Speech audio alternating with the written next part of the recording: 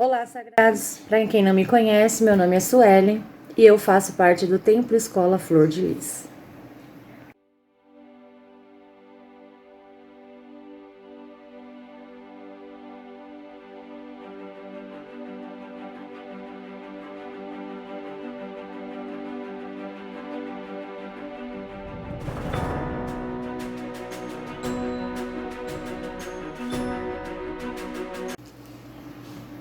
Nessa videoaula nós vamos falar um pouco sobre o avatar Martin Luther ou Martinho Lutero, como nós conhecemos hoje em dia. Para entendermos a história de Martinho, nós precisamos entender qual era a época que ele vivia. Então eu dei uma breve resumida para assim a gente dar sequência à vida de Martinho. No campo geográfico, a Alemanha ela não existia. O que existia era pequenos reinos ducados e principados, dominados pelo Império da Nação Germânica. O imperador daquela época ele era eleito por príncipes eleitores, então eles se reuniam de 6 a 10 príncipes para eleger o imperador.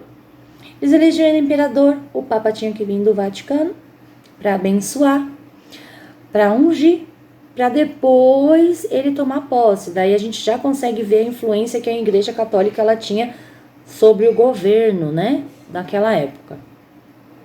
A igreja ela estava citada em grandes preocupações, sendo elas as indulgências, as relíquias sagradas e as vendas de cargos para os nobres. Dinheiro. Nesse cenário já havia alguém que falava, não, tá errado, então nesse cenário aí já começaram os pré-reformadores, muitos foram mortos, até um que se ressaltou quando eu comecei a estudar Martinho Lutero foi Jan Hus. Hus significa cisne. E ele foi queimado numa praça. E a frase que ele disse foi: hoje vocês estão cozinhando um ganso, mas um cisne não será mais possível. Martinho Lutero, em certa época da vida dele, ele adiciona o símbolo do cisne, né? Então, quando você procura Martinho Lutero, a biografia dele, você vai sempre encontrar um cisne lá, por causa desse pré-reformador. Voltando. No campo social, o feudalismo ele já dava sinais que ele estava acabando, tá? No campo das ideias, o romantismo ele veio para que as pessoas se tornassem mais criativas, que os pensamentos mudassem. No campo tecnológico, Gutenberg inventou a imprensa, Gutenberg inventou a imprensa, considerada uma das mais importantes invenções de todos os tempos. Até hoje a gente precisa da imprensa, né? O meio de comunicação foi infalível. Gutenberg falou assim, não, preciso ser comunicado, o povo precisa saber, e isso foi uma grande das invenções. Resumindo o cenário, essa era a época que Martinho viveu. É um pouco aí pra gente entender como era o cenário naquela época. A vida de Lutero antes da reforma. Ele nasce numa cidade chamada Elsbach. Foi dado seu nome de Martin Luther, tá? Seu pai chamava Hans Luther, sua mãe Margaret Lindemann. Por sinal, os dois muito religiosos. Sua mãe teve uma época, conta-se algumas histórias, que foi taxada como bruxa. Eu acho importante dizer, porque ela foi taxada como bruxa por ser uma pessoa religiosa e supersticiosa. Então ela foi taxada como bruxa. Voltando, no seu primeiro ano de vida, Martinho mudou para uma cidade chamada Masterfield, a 16 quilômetros de onde ele nasceu, então não era tão distante, e eles mudaram para essa cidade. Seu pai começava a trabalhar com mineração, né, a profissão que ele teve até o fim da sua vida. Lutero viveu ali até 12 anos de idade. Como seus pais eram muito conservadores, ele experimentou atos. Na verdade, ele não experimentou, ele foi obrigado pelos seus pais a participar de atos religiosos muito cedo. Então, ele cresceu ouvindo que Deus era bravo, vingativo, e ele deveria ser obedecido independente do que você pensava. Nada era ensinado naquela época sobre o amor de Deus. Maior um pouco, seu pai, Martin, o maior medo do seu pai era que ele fosse minerador. Ele não queria aquela vida para o único filho dele, ele não queria que ele fosse um minerador, que a vida era muito sofrida. Então ele decidiu com a sua mãe que ele ia estudar. Com 14 anos, ele foi para uma cidade chamada Magdeburg. Era uma cidade de 81 quilômetros, também não era tão distante da onde ele vivia. Só que seu pai, ele não tinha muita posse. Então ele juntou as posses que ele tinha e mandou. Só que conforme ele mandou o Martinho para essa cidade para estudar, ele foi com o dinheiro da passagem, da viagem, né? E da matrícula. E aí começaram os perrengues. Porque ele teve que ser humilde para pedir esmola, para se alimentar. Ele dormiu na rua. Mesmo assim, estudou 1 ano desse jeito. Seu pai, vendo aquela situação, falou assim, não, eu preciso fazer algo. Então vamos fazer assim. Aí a mãe dele, Margarete, falou assim, vamos fazer o seguinte, vamos mandar ele para a cidade de Eisenach, tá? Era uma cidade onde vivia sua irmã. Então lá ele morou com seus tios e seus primos, mas também a vida lá também não era fácil. E ele gostava muito de fazer o bem. Então assim, se ele não tinha dinheiro para ele, mas ele ia lá, ele tinha que comer, ele ia pedir na rua para um mendigo. Martinho Lutero, ele sempre teve essa visão. Eu preciso fazer para o próximo, mesmo estudando. Seu pai prosperou. E aí pegou ele com 17 anos, juntou dinheirinho, teve muito dinheiro, graças a Deus, que eles agradeceram, e mandou ele para a cidade de Erfurt. Essa cidade era considerada a cidade das universidades hoje em dia. Então assim, lá era o lugar para ele estudar. E assim foi feito. Ele se tornou naquela faculdade mestre em artes, gramática, retórica, metafísica, lógica e depois se formou em doutor em filosofia. Estudou pra caramba. Só que não estava bom. Pro pai dele ainda não estava bom. Ele queria que o filho dele fosse um doutor. Então ele se ingressou na faculdade de Direito. Quando ele completava 6 meses que ele estava fazendo a faculdade de Direito, 6 meses na faculdade de Direito, ele foi fazer uma visita, só que ele não gostava do Direito. Por quê? Porque ele tinha feito a filosofia. E ele já desde muito pequeno, ele via que Deus não era aquele... Meu Deus, mas é sério? Porque assim, as missas eram feitas com os padres de costas e em latim. Então, quem não conhecia a língua, não entendia o que o padre estava falando. E ele sempre foi muito curioso, muito teimoso. Mesmo assim, a gente fala o teimoso, mas ele foi muito... O que os seus pais falavam, ele... Não, tudo bem, então meu pai tá mandando, a gente tem isso aqui, então tem que fazer. E seu pai queria que ele fosse doutor. Voltando, né? Então, ele ingressou na faculdade de Direito. Com 6 meses que ele estava na faculdade de Direito, ele já não gostava. E aí ele foi visitar os pais dele. Em junho de 1905. Desculpa, gente. Em junho de 1905, ele foi visitar os pais dele. Na volta dessa viagem, ele enfrentou uma grande tempestade. E o maior medo de Martinho Lutero era a morte. Porque era uma coisa que ele não conhecia. E como ele conhecia um Deus porque ele pensava, poxa, isso não tá certo. Mas ele conhecia um Deus que conhecia os pensamentos. E era um Deus bravo, vingativo. Ele falou, eu vou pro inferno. Ele pensou isso. Então o maior medo dele era morrer, a morte.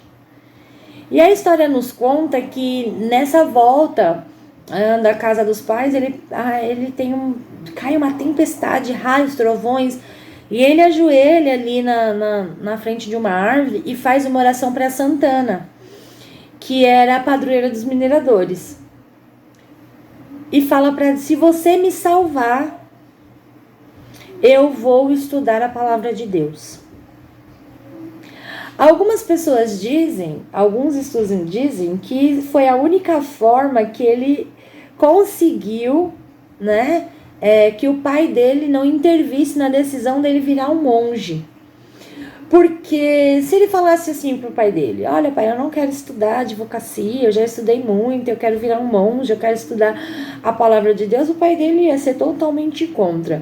E ele contando a história que ele orou pra padroeira do pai dele, da profissão do pai dele, porque os pais eram muito religiosos, então o pai obviamente fazia orações para essa padroeira, né? O pai ia ir contra e ele não ia conseguir sair da faculdade de Direito, então alguns estudos dizem que isso foi uma forma que ele encontrou, tá? Para que o pai dele não se colocasse contra a decisão dele de virar monge. Mas, ali ele fez uma oração, a história foi que ele ajoelhou e fez uma oração para ele e falou, olha, se você me salvar, se eu não morrer hoje, eu vou virar monge, eu vou te seguir. Mesmo contra gosto, o pai dele, como muito religioso, como expliquei, aceitou, porque era uma promessa, né? Então ali Lutero ingressa no mosteiro de Santo Agostinho. Próxima fase de Lutero, né? A gente vê na história que quando ele vai para o mosteiro, ele fala, agora eu vou conhecer esse Deus que todo mundo fala, e eu vou também entender porque a revolução começou na cabeça, porque se você parar para pensar, ele tinha medo de morrer. Mas ele tinha medo de morrer, não era medo de morrer, tinha medo de ir pro inferno, pro purgatório, né? Como colocavam. E a cabeça dele, as ideias eram outras, que a fome tinha que ser saciada, que a igreja era errada ao falar algumas coisas, que ele viu isso, ele participou de muitos anos, né, da igreja, frequentou várias coisas, e ali e aí ele achava que era um pecado ele pensar. Então o medo dele de morrer era esse, de ir por purgatório, não, né, porque ele falou, não, Deus não vai me perdoar pelos pecados que eu tive, e entendeu? Então esse era o medo dele. Quando ele vira monge, ele fala assim, agora Deus vai me amar, porque eu vou falar dele, do jeito dele e tal. Numa cerimônia fechada, ele se deitou, né, em frente a uma cruz, em forma de cruz, entrega sua alma a Deus. Isso era um ritual que os monges faziam quando ingressavam no mosteiro, né? No ano seguinte, deixa eu só lembrar de uma coisa aqui que eu acabei falando isso, que acabei esquecendo, e é muito legal. Nos primeiros anos de mosteiro de Lutero, ele era muito rígido, o mosteiro, Santo Agostinho. Então, eles sofriam muito, né? Ao ponto de estudarem a madrugada inteira, sem poder dormir, sem poder comer, sem poder cochilar. Imagine você ficar lá com uma vela, lendo, em latim. Eu acho que era tão ruim, porque você não consegue entender, quando você está muito cansado, quando você está muito... Assim, você não consegue entender as palavras. Se você pegar um livro, você não vai entender com sono. E eu acho que ele passou muito por isso. E tinha toda sexta-feira, eles tinham que se confessar, né?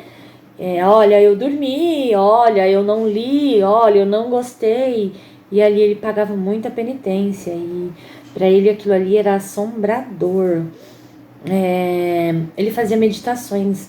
É engraçado, quando você começa a estudar sobre Martinho, nessa época que ele começava a estudar, né? Era uma vela, um copo de água que eles tinham e as lições do mosteiro. E ali ele fazia suas meditações. Como, Sueli? Ele era católico, né? Ele era bem rígido ali. O pessoal, como ele fazia suas meditações? Ele precisava de um mantra para acalmá-lo, para falar, não, vai dar tudo certo. Então, ele se concentrava na vela e no copo com água, e ali ele consagrava aquela água. Ele falava assim, quando eu tiver com sono, quando eu tiver cansado, Deus vai me dar força e vai me dar sabedoria para que eu entenda as suas palavras. Assim que eu acender essa vela, vai me dar ânimo, vai me dar força, vai me dar alegria, vai me dar sabedoria.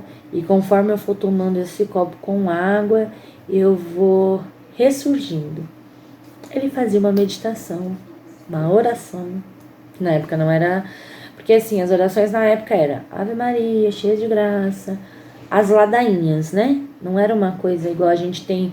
Hoje a gente sabe que a gente pode falar diretamente. Olha, pai, eu tô assim, obrigada, olha, me ajuda. A gente tem uma ligação direta, né? Então, para ele não. Então, ele fazia aquela meditação para Deus ali na vela e conforme ele bebia a água, ele lembrava de tudo que ele pediu e aí, assim, dava um ânimo. É bem interessante, bem legal se falar. Então, voltando ao assunto. Então, uma cerimônia fechada, ele se entregou em forma de cruz, ele deitou em frente a uma cruz de forma de cruz. E aí, ele se entregou ali de alma para Deus. No ano seguinte, 1506, ele se torna monge. Então, ele entrou no mosteiro, estudou, passou por tudo aquilo e se tornou monge. Um ano depois, em 1507, ele celebra a primeira missa. Só que a primeira missa que ele celebrou, o pai dele veio lá da cidade de... deixa eu ver aqui, gente. Masterfield. Ele saiu lá da cidade de Masterfield. Foi para Exford. É que tem que ir, né? A Exford para assistir essa missa. Mas Lutero queria a aprovação do pai. Lembra que o pai queria que ele fosse advogado e ele decidiu não por conta de tal. Então quando o amigo falou, o Felipe Melanchthon, a gente vai falando sobre o Felipe mais pra frente. Falou, olha, seus pais estão aí, seus irmãos, sua mãe tá aí, seus familiares tá aí. Ele passou mal, né? Ele falou, poxa, caramba, eu preciso da aprovação dos meus pais. E ele derrama, nessa missa que ele vai celebrar, ele derrama um pouco de água do cálice sagrado. E quando seu pai vê aquilo, seu pai se vira e sai. Tipo, meu pai, eu sou uma vergonha, meu filho é uma vergonha, olha o que ele fez com o cálice sagrado, estudou tantos anos para virar um cálice sagrado e sai da igreja. Triste. Mesmo assim, ele fez a missa, celebrou a missa, saiu de lá, chorou.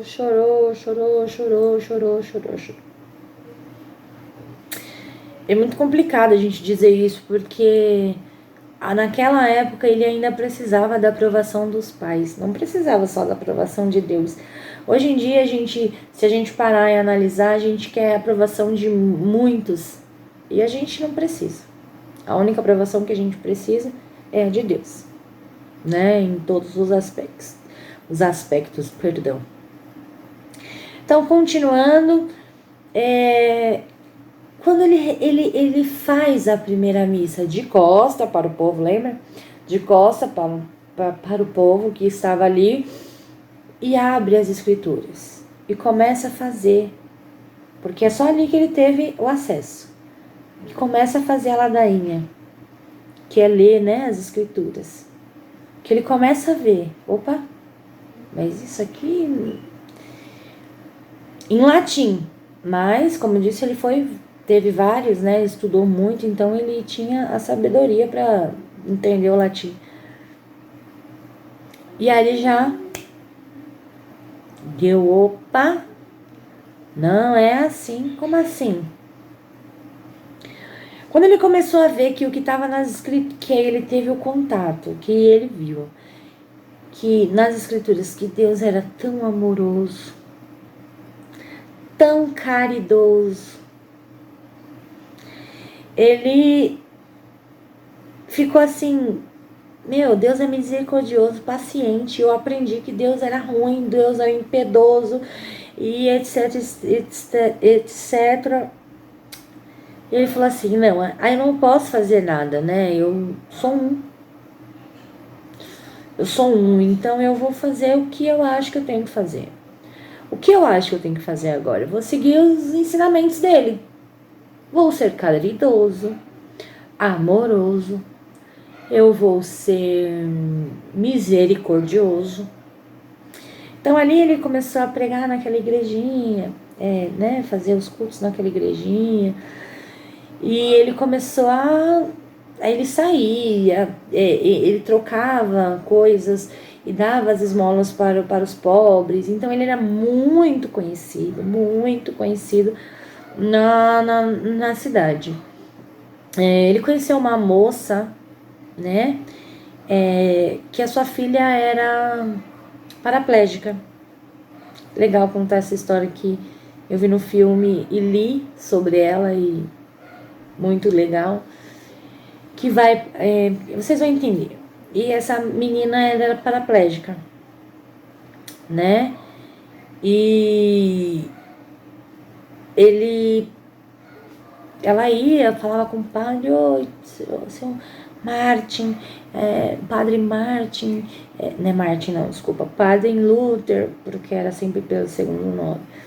Ele ia lá, dava o alimento pra menina, e a menina, ela levava a menina nas costas, né? Então ela sempre estava com a menina nas costas, na corcunda.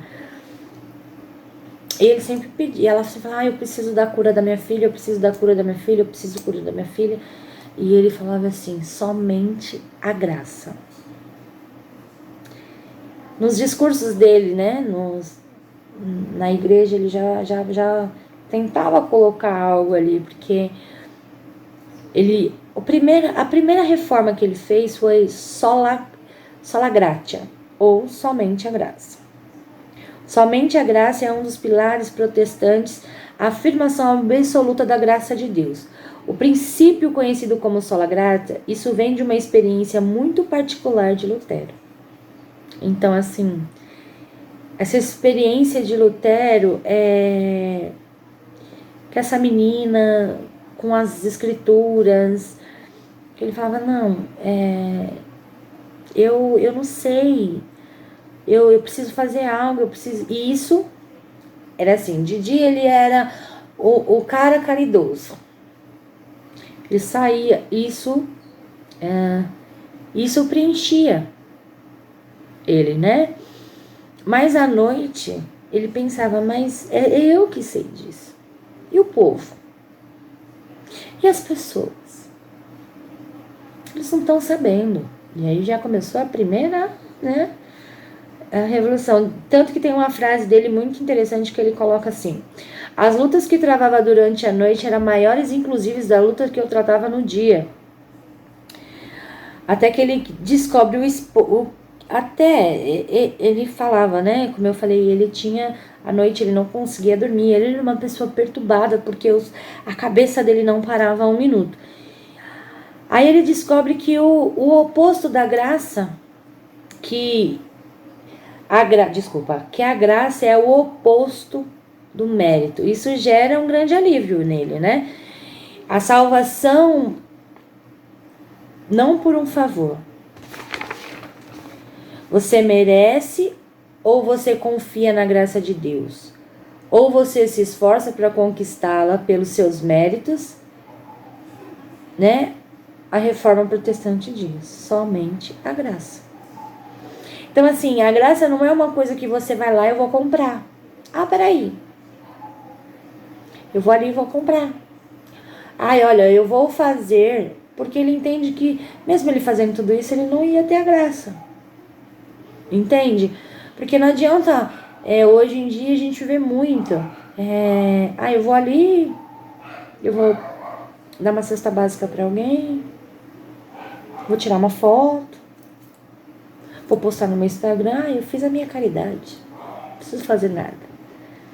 Lógico, as pessoas precisam do alimento, mas as pessoas precisam sentir o amor de Deus, o carinho de Deus. E naquela época era muito falho, né?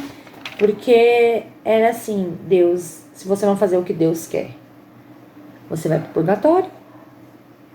Se você for bondoso ou não, isso não interessa. pra gente. O que interessa é as suas indulgências, que a gente vai falar um pouco mais pra frente. É o que você pode me dar. Se você vai ficar pobre ou não, é um problema seu. Se você entendeu Deus ou não, é um problema seu. Isso, né, perturbava a cabeça dele. Eu vou ler uma parte aqui que eu acho interessante que seja do jeito que ele colocou. Somente a graça. O homem de muita ordem, ele era um homem de muita ordem.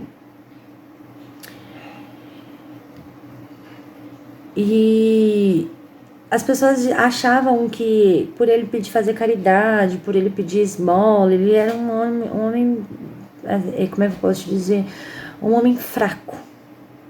Porque os grandes monges, os grandes padres estavam num pedestal que o povo não conseguia chegar, né, perto deles.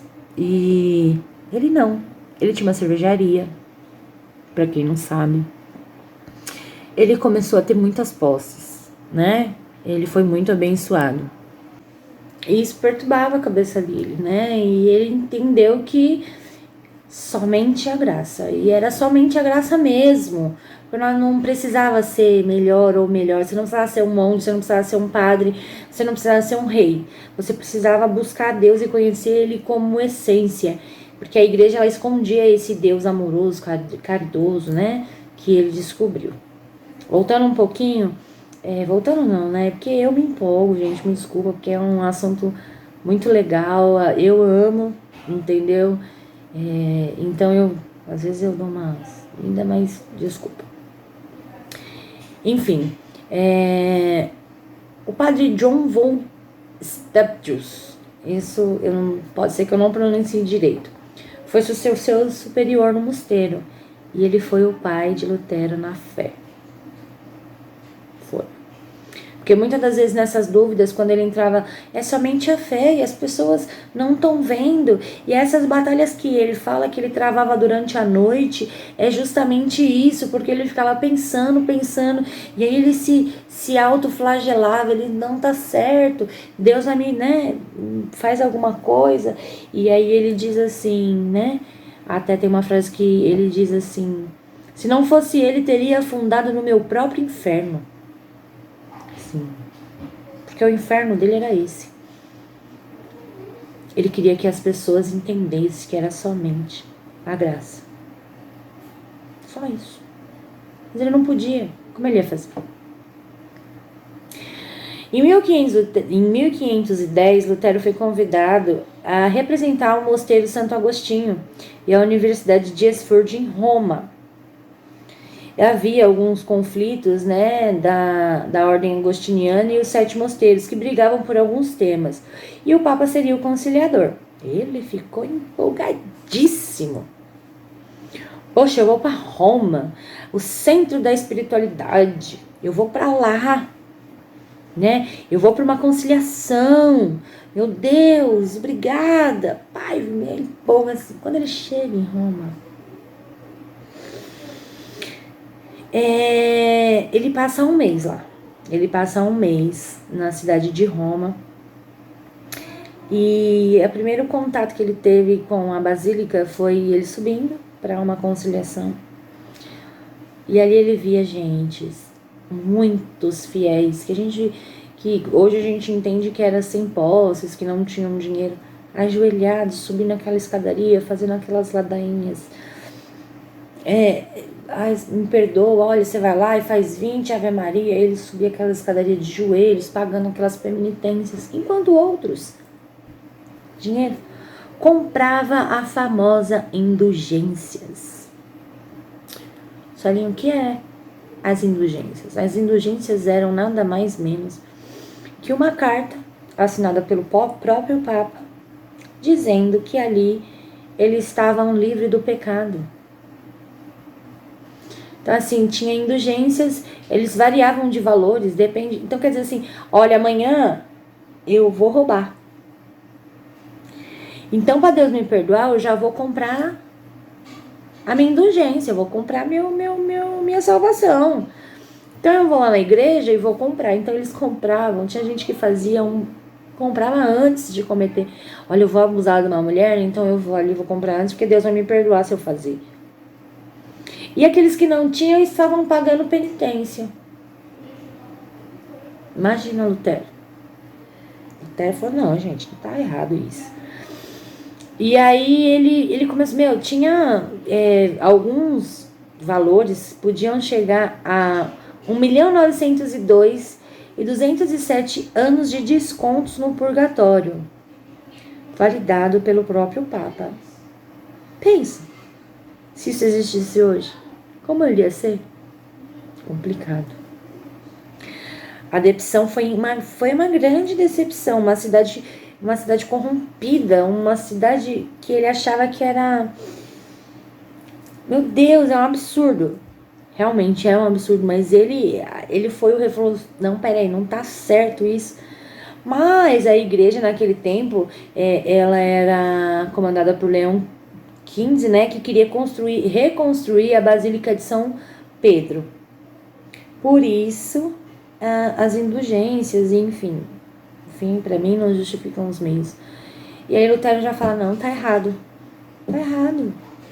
A fé não pode ser comprada. A graça não pode ser comprada. Primeiro mandamento assim que ele colocou foi somente a graça. Ele não pode ser comprado. Deus não é isso, gente. Deus não quer isso. E ali ele teve um conflito muito grande, né? E muitas das escrituras que ele leu foi Romanos, Hebreus e Efésios, livro da Bíblia Sagrada, que diz: o justo viverá pela fé, pela graça, somente pela graça. O justo viverá pela fé e pela graça somos salvos mediante a fé. Como que Lutero ia lidar com o perdão com o perdão de pessoas se um membro da igreja não precisava se redimir?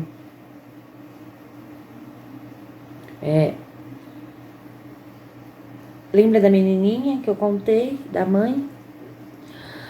Naquela época, um dos padres foi até a cidade que Lutero pregava.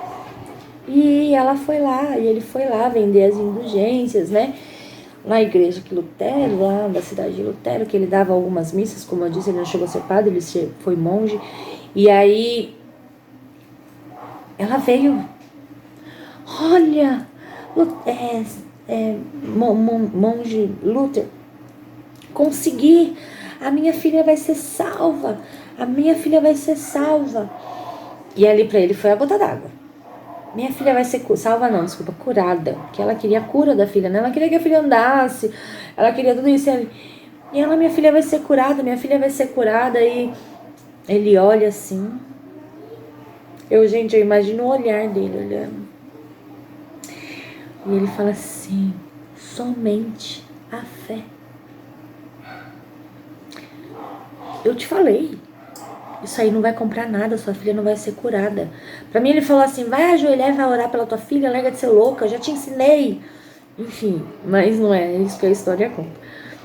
E ele fala, somente a fé, vai orar, vai rezar, vai falar com Deus. Porque é isso que ele ensinava. E aí ele arranca aquela coisa da mão dela, rasga em pedaços, injuriado, bravo. E vai escrever as 95 teses. A frase usada por Lutero era somente a fé. Quando as indulgências chegaram até ele, a frase que ele usava era somente a fé. Você não precisa. Mas as pessoas não parecia que não entendiam. A menina foi curada. Conta-se na história, eu não coloquei aqui na apostila, mas ela foi curada. Porque a mãe orou, a mãe chorou, a mãe se redimiu, entendeu que era somente a fé. A menina andou. Quem assistiu o filme Luther vai ver que a menina andou. E aí, depois daquele dia, Lutero fez as 95 teses. O que ele fez? Pegou as 95 teses e pregou na porta lá onde os padres e os monges colocavam suas teses e tal, e ele foi lá e colocou as 95 teses. Fez barulho. Fez barulho, fez barulho, fez barulho. E ele vivia e dizia: somente a fé, somente a fé. E aí Lutero foi convocado aí a Roma.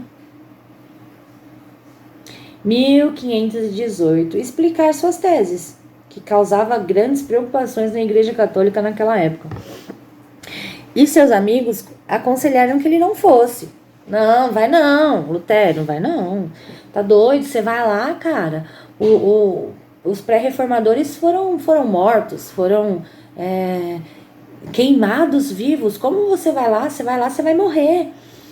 E aí Lutero usa de artimanhas. Porque eles queriam que Lutero fosse a Roma. E ele falou, não, vou. Aí os amigos, não vai.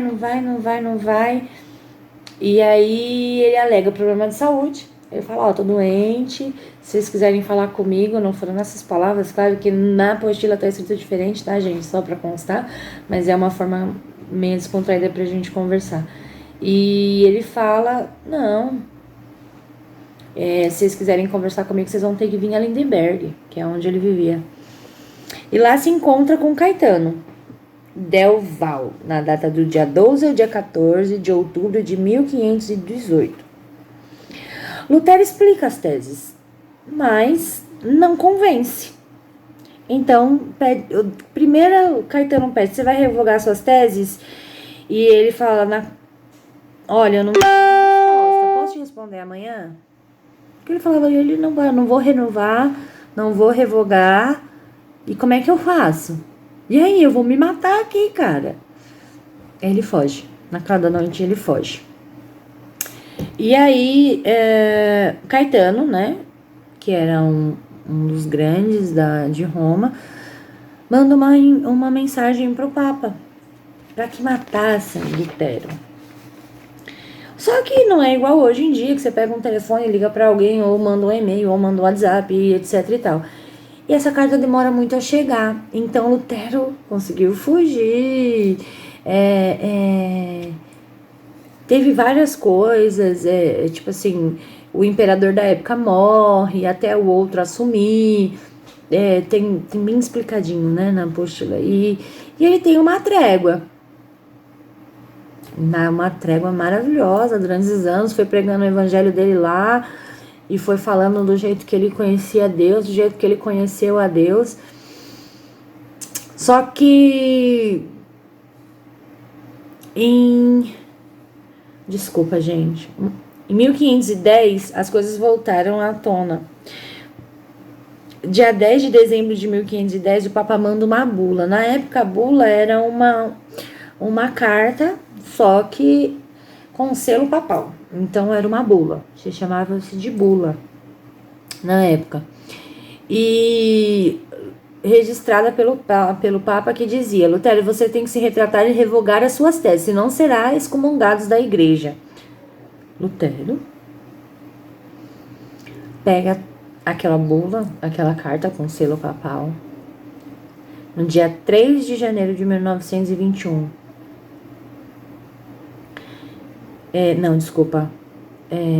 Ele pega aquela carta, dia 3 de... Desculpa, tá, gente? Dia 3 de janeiro de 1521, ele pega aquela carta e vai até os portões da cidade e a queima no meio do povo. A revolução está aí. Ele queimou. Ele falou, não vou revogar. Eu já fugi uma vez, eu vou fugir de novo, eu não vou revogar, então vou ser excomungado.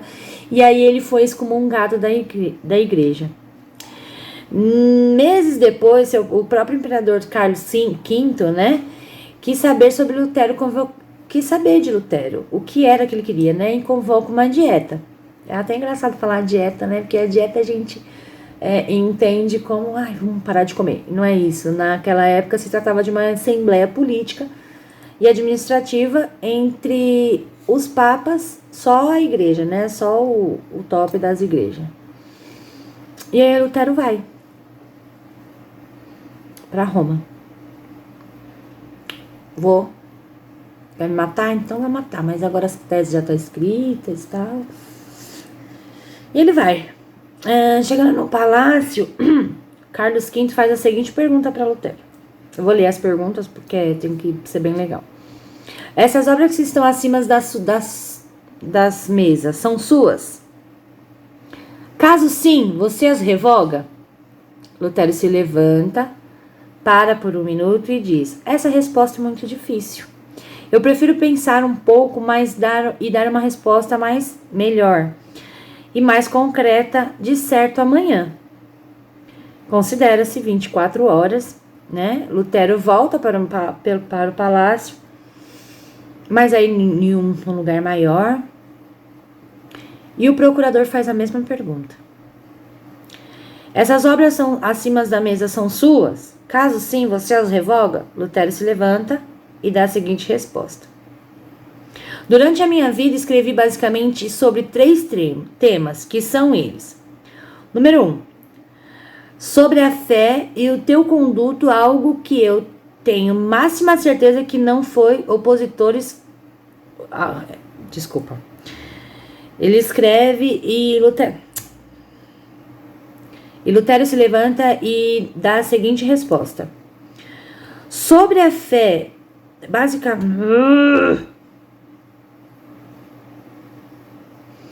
Lutero se levanta e dá as seguintes respostas. Sobre a fé do meu, contudo, algo que tenho máxima de certeza que nem eu e nem meus opositores... Lutero se levanta e dá a seguinte resposta. Durante a minha vida, escrevi basicamente sobre 3 temas que são eles. Sobre a fé e deu conduto, algo que eu tenho o máximo de certeza que nem eu e nem meus opositores querem revogar. A fé, ninguém quer revogar. 2. Foi contra o Papa sobre a tirania papal. E se eu revogar esses textos, irei fortalecer a tirania. 3. Sobre as pessoas que apoiam a tirania e o Papa e eu faria o mesmo mal às pessoas. E perguntou: por acaso alguma dessas pessoas que estão indo contra as escrituras? E completou: eu sou um monge, uma pessoa comum, suscetível a erros e também como posso estar causando aqui uma ideia errada, algo que me preocupa muito. Lutero não quis romper com a Igreja Católica. Isso nunca foi a intenção da igreja, do Lutero, né? Ele queria só que fosse a real, né? E decidiram que ficou... Aí eles conversaram, o imperador da Dieta, no período dos príncipes, puderam decidir que não ficou muito clara a resposta. Ele tinha revogado ou não suas obras. Todos voltaram para a Dieta e pela 3ª vez perguntaram: essas obras estão em cima das mesas, são suas? Caso sim, você as revoga? Lutero então se levanta e diz: vocês querem uma resposta simples, então eu vou direto ao ponto. Ao menos que possa refutado ou convencido pelo testemunho das escrituras e por claros argumentos, visto que não creio que o Papa, nem o concílio, e é evidente que todos eles frequentam, se concretizem, então, conquistado pelas santas escrituras citadas por mim, minha consciência está cativa à palavra de Deus. Eu não posso me retratar, pois é inseguro e perigoso e conta as consequências. Depois dessa palavra, Lutero fala 3 frases. Essa é a minha posição. Não posso agir de outra maneira. Não posso agir de outra maneira. E que Deus me ajude. Ali ele falou assim: não vou revogar. Foram essas palavras: eu não vou revogar. Porque se eu for revogar, eu tô indo contra o que eu acredito. E vou agir da mesma maneira que os meus opressores. E que Deus me ajude. Que Deus me ajude, porque ele sabia que ele tinha assinado sua sentença de morte. E que Deus me ajude. Carlos V não gostou nada da sua resposta. Nos próximos dias, pessoas papado tentaram ajustar a situação, mas não conseguiram. Mas, dia 25 de maio de 2021, Carlos V reagiu ao documento. Eu tô lendo porque isso aqui é muito dele, né? Então a gente precisa ser falado, depois eu comento. Dentro dele havia alguns assuntos e o mais interessante foi o que estava escrito a partir daquela data. Lutero estava banido e prescrito do Sacro Império Romano da nação germânica. A partir daquela data, qualquer pessoa que ajudasse Lutero estava cometendo um crime. E quem matasse Lutero não ia ir para o purgatório. Eu vou matar ele porque a igreja falou e eu não vou precisar ir para o purgatório. Então, Felipe Melanchthon, que era um dos melhores amigos de Lutero na época, e Frederico III fizeram um plano. Na sua volta, Lutero falou: já morri. Tô indo embora, mas sei que não vou chegar. No meio da viagem, ele foi sequestrado. Ele foi sequestrado por Felipe Melanchthon e Frederico III. Por quê? Por que eles sequestraram Lutero? Porque ninguém podia saber para onde Lutero estava indo. Eles queriam proteger o seu amigo. Deus mandou, sabe aquele Deus caridoso? Mandou anjos para que salvassem Lutero.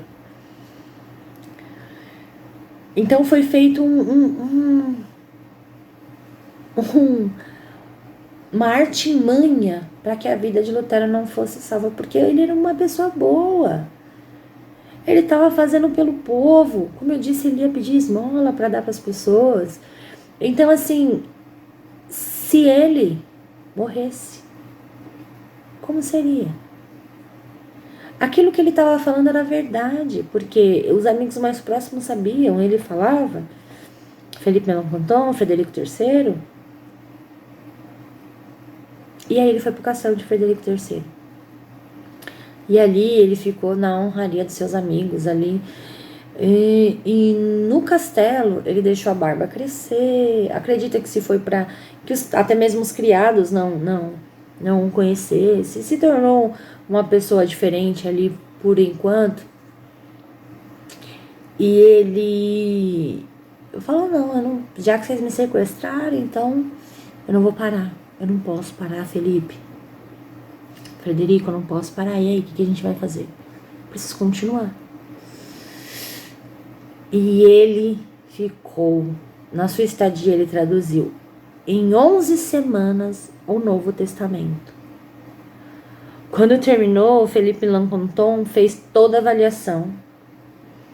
E seu projeto pronto. Era uma hora de lançar.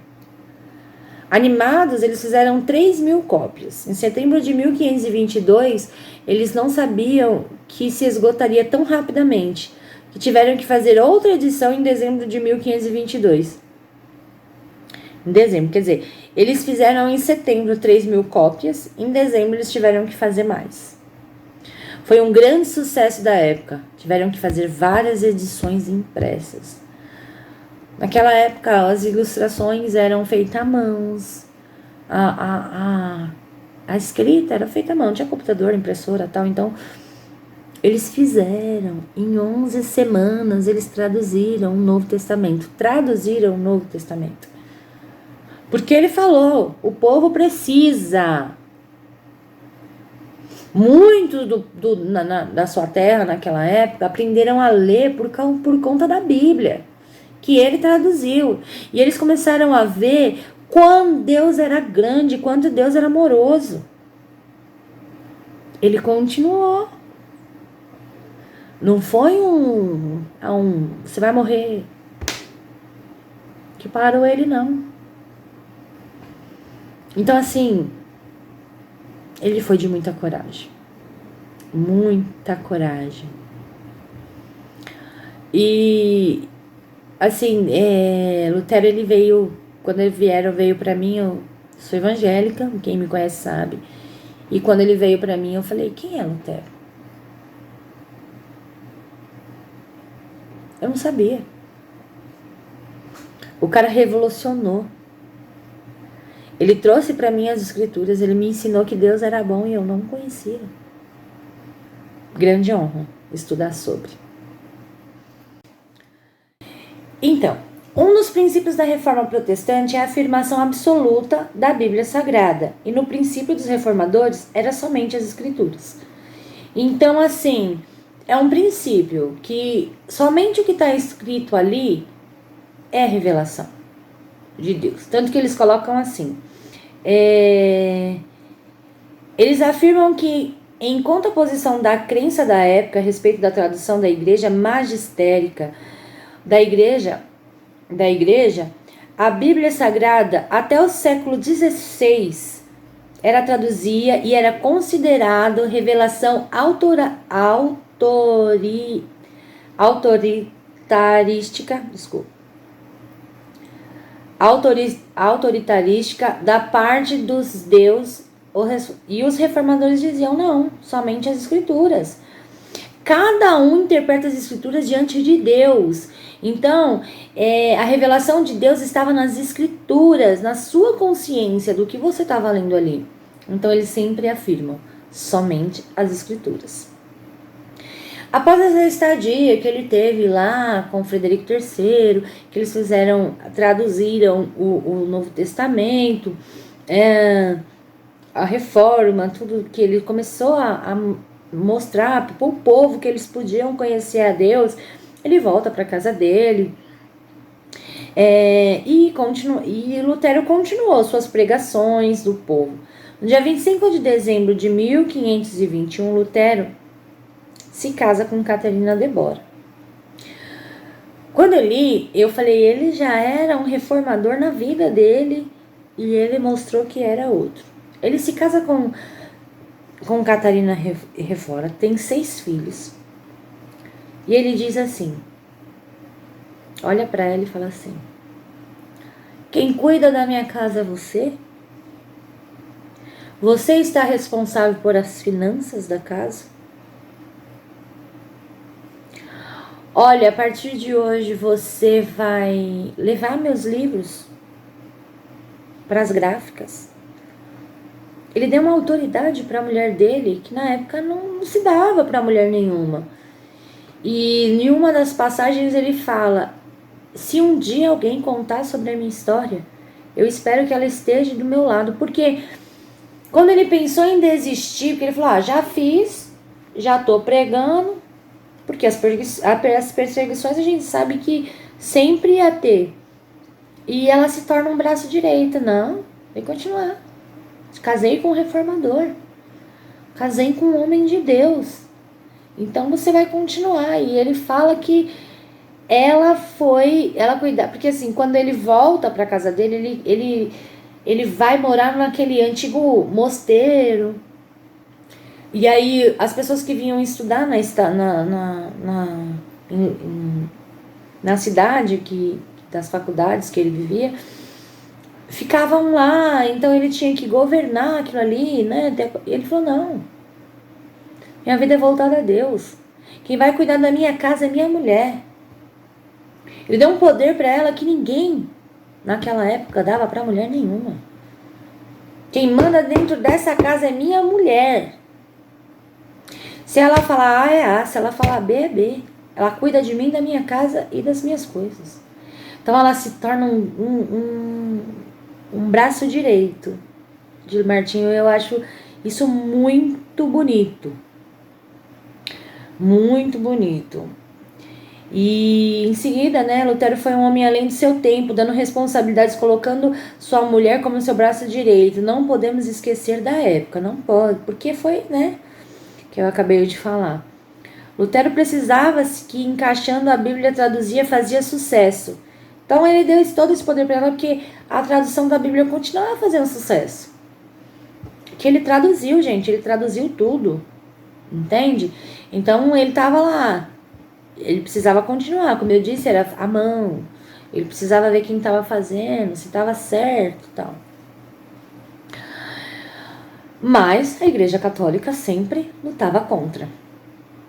A ideia de Lutero tiveram consequências. Os camponeses se levantaram contra o império. Mente deles, império que estava contra as leis de Deus, devendo ser punido por tal ato. O povo deveria se vingar dos opressores, trazendo os textos bíblicos. Então, assim, quando ele fala somente as escrituras, o povo ruim, o homem mau, ele pega das escrituras para fazer o mal. Como diz a palavra em Lucas 22:36. Venda sua espada ou compre uma.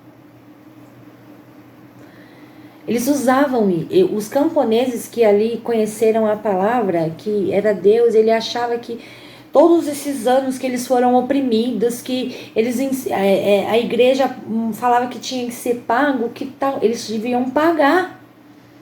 Outro versículo que eles usavam muito, não vim para trazer a paz, mas sim a espada. Mateus 10:36. Trechos da Bíblia. Não condiz com o contexto. Mas os homens mau usou de artimanhas para criar-se uma guerra. Então, Lutero faz uma obra. Foi um derramamento de sangue. Lutero se opôs. E não, eu preciso voltar lá. Estavam acabando com o Vaticano.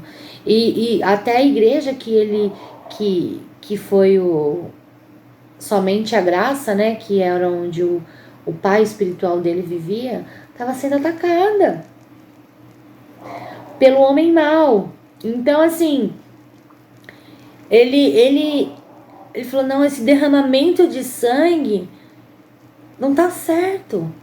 E ele coloca assim, as mudanças fortalecem a ideia. Aí Lutero diz, o mesmo não quer o confronto e acreditava que era importante as mudanças, mas sem derramamento de sangue. Se não pode haver violência em nome do evangelho, dizia ele.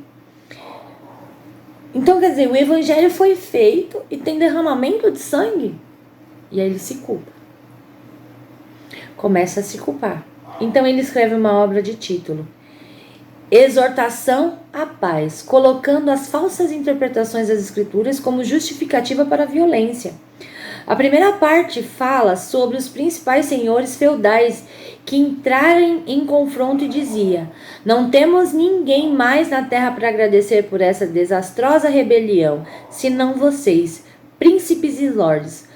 Como governantes temporais, vocês não faziam nada além de enganar e roubar o povo, para que possam lidar com a vida de luxo e extravagância. O povo comum não suporta mais. Sério? Ele está dando apoio a quem está fazendo a guerra. Mas em segundo lugar ele fala, camponeses, que eles não usem mais o evangelho como justificativa para a revolta. Sabe as suas reivindicações com pertinências, mas estarão errados a usar a força. E na terceira adverte, os dois lados, príncipes e camponeses, que se enfrentarem em uma guerra que pediam suas almas imortais, mesmo assim ele se fez guerras e muitos camponeses morreram entre o ano de 1524 e 1525. Já em 1526, na cidade de Esford, que é onde ele morava, né, foi feita uma dieta e decidiram para que cada estado pudesse adotar sua religião que quisesse. E foi um grande passo da reforma de Lutero. Mas vamos voltar um pouquinho.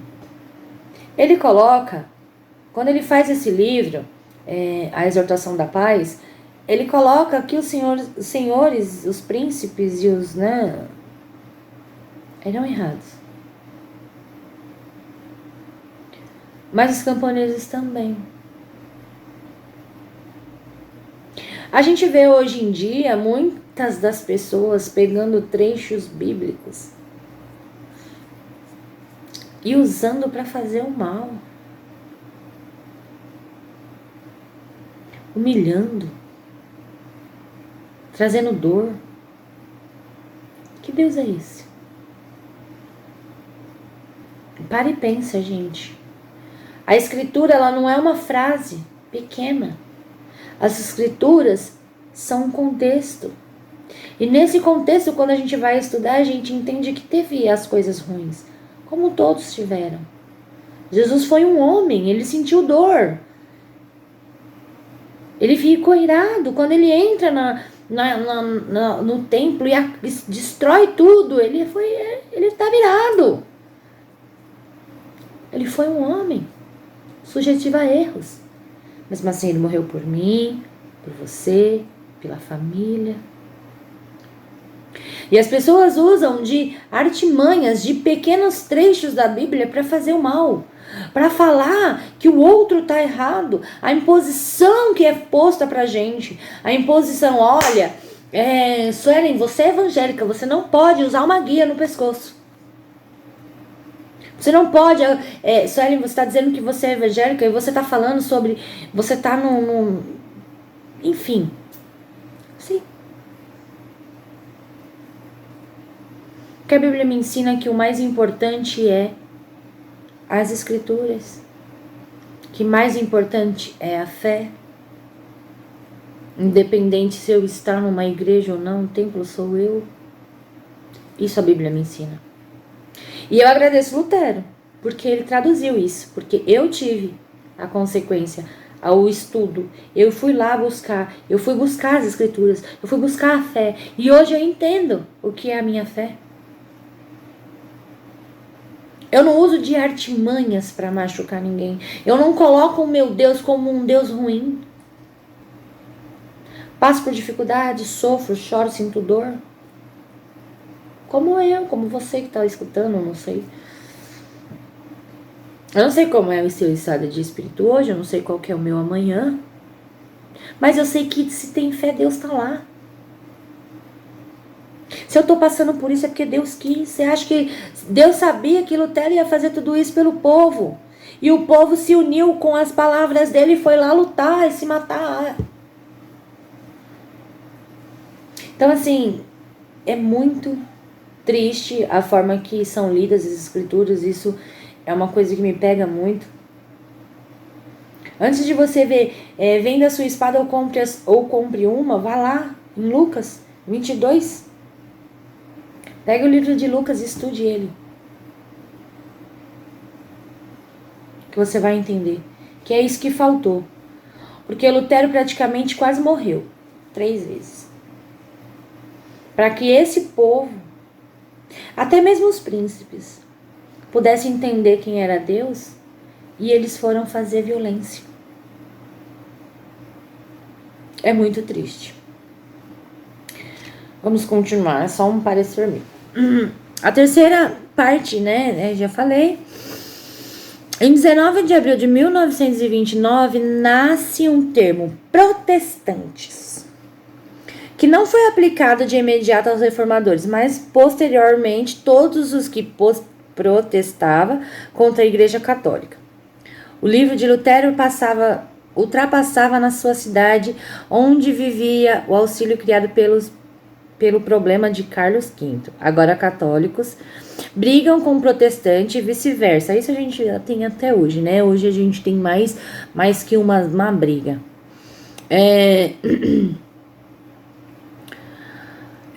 Vice-versa. Isso enfraquece o império. Mesmo assim, depois de tudo isso, depois de ser questionado, o império de Roma estava lá, meu Deus, como vai ser? Eles estão brigando entre si. E novamente pede-se que Lutero vá a uma dieta. Por motivos de segurança, que a gente já vinha falando, Lutero manda seu amigo Felipe Melanchthon. No dia 25 de junho de 515, Melanchthon expõe as ideias. Foi um documento conhecido como Confisco Augustana. Dentro desse documento tinha alguns assuntos como: quem é Deus? A origem do pecado, alguns sacramentos que tornou a base da teologia luterana. Em agosto, um ano católico, vem um novo documento, Conflitado Política contra esses argumentos, de Felipe Melanchthon. Em abril de 1931, Melanchthon volta para sua defesa, a apologia do documento do Confesso. A história foi andando dessa maneira, protestante contra os fatos, e era bastante falado sobre o casamento dentro da Sabatina, porque Lutero se casou, né? A gente viu, e que os homens de Deus não poderiam ser casados, era um grande conflito. E aí cresce um pecado, crescer e multiplicar aí, né? Isso cresce uma ideia assim, sobre o casamento dentro da igreja da Sabatina. Um pecado para o protestante, uma coisa que levava a Bíblia, crescer e multiplicar. E peraí, é pecado? É pecado o padre ter uma mulher? Em 19 de abril de 1929, nasce o termo protestante, que não foi aplicado de imediatamente aos reformadores, mas posteriormente todos que protestavam quando a Igreja Católica adquiriram um nome. Os livros de Lutero eles ultrapassaram várias cidades, criando um conflito com Carlos V. Agora católicos brigam contra o protestante e vice-versa. Isso enfraquece o império de Carlos V, que resolve fazer uma dieta, permite que Lutero exponha suas ideias novamente. Por questão de segurança, ele envia seu amigo Felipe Melanchthon. Ele foi, né, dentro do documento tal, e ele levou documentos, a tese e tudo que Lutero vinha fazendo. E aí, dentro de alguns dias, foi enviado um documento. Dentro desse documento tinha alguns assuntos como quem é Deus, a origem do pecado, alguns sacramentos que se tornou base da teologia luterana. Em agosto do mesmo ano, os católicos vêm com um novo documento conflitando a política contra esses argumentos de Felipe Melanchthon. Então, assim, ele foi lá, colocou como é que ia ser o Lutero, né? Como que ia ser a igreja protestante e tal. E eles falaram, ok. Só que aí eles revogaram. Não, peraí, não vamos revogar isso aí, porque tem algumas coisas que não tá certo. Aí Felipe Melanchthon volta à cidade em defesa e uma apologia do documento Confesso Augustano. A história foi andando dessa maneira por católicos e do lado protestante do outro. Um dos fatos era bastante falado sobre o casamento dentro da Sabatina. A história dentro da Sabatina, desculpa. Para a igreja era um pecado, para o protestante uma coisa que estava na Bíblia. Crescer e multiplicar isso. Então, para o protestante era normal, para os católicos era um pecado. Os conflitos em si que existem até hoje, né? Durante esse período da reforma teve um concílio chamado Concílio de Concílio de Trento, que foi muito importante para a história do cristianismo, principalmente pela retomada da fé da Igreja Católica.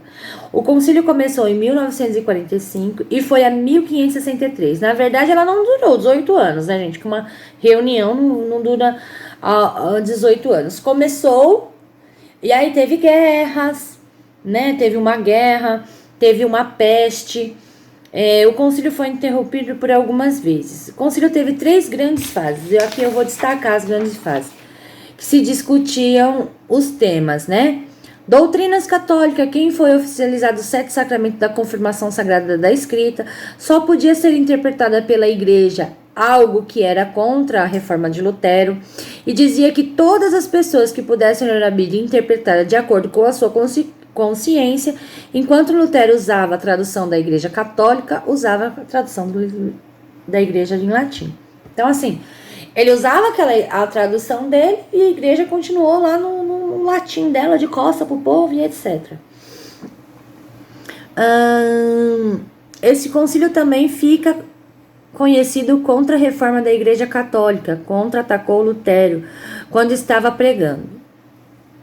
Então, assim, esse concílio ele foi 18 anos ali e até hoje, né, gente? A gente vê que tem as oposições, é uma crença brigando com a outra, e eu acredito que Deus é um só, eu acredito que Lutero também pensou nisso.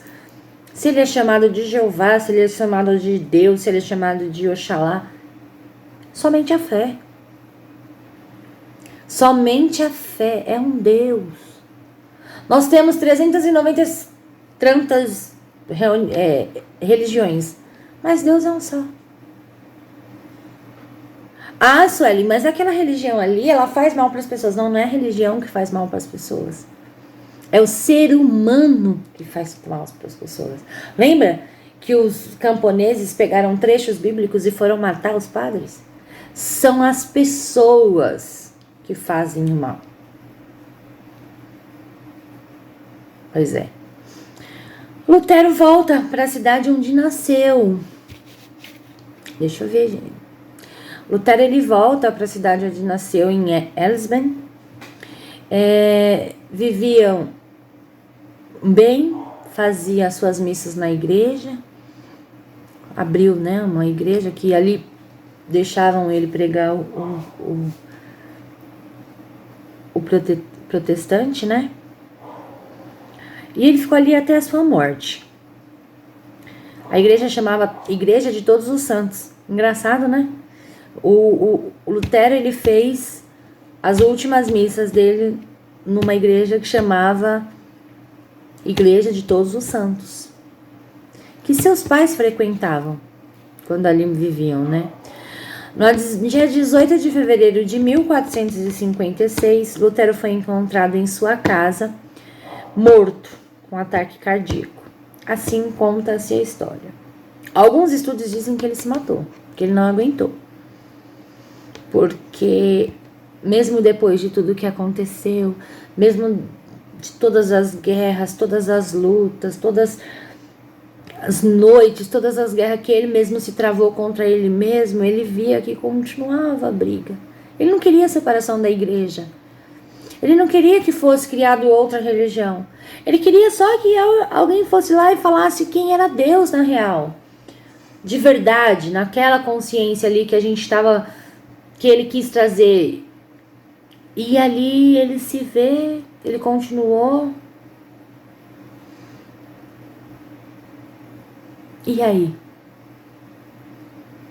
Eu agradeço. Eu agradeço porque hoje eu conheço as Escrituras somente pela fé, por conta de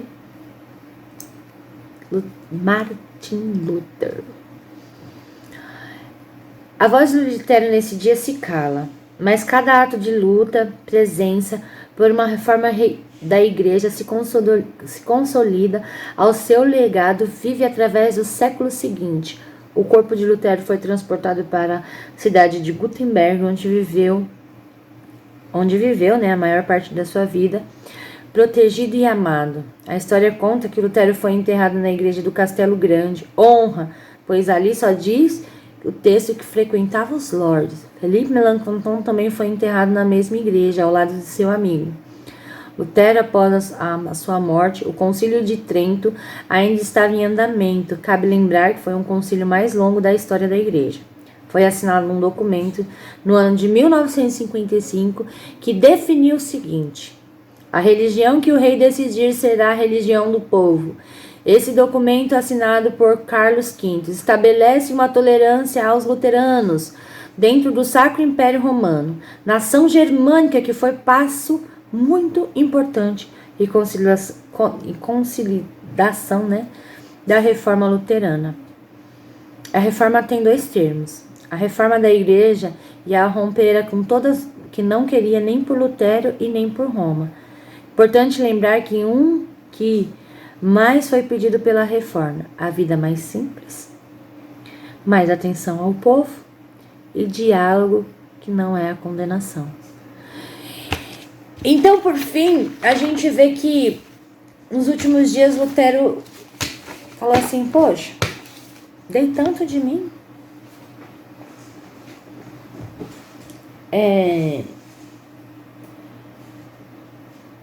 Mesmo assim, eles continuam brigando, e depois da sua morte, graças a Deus,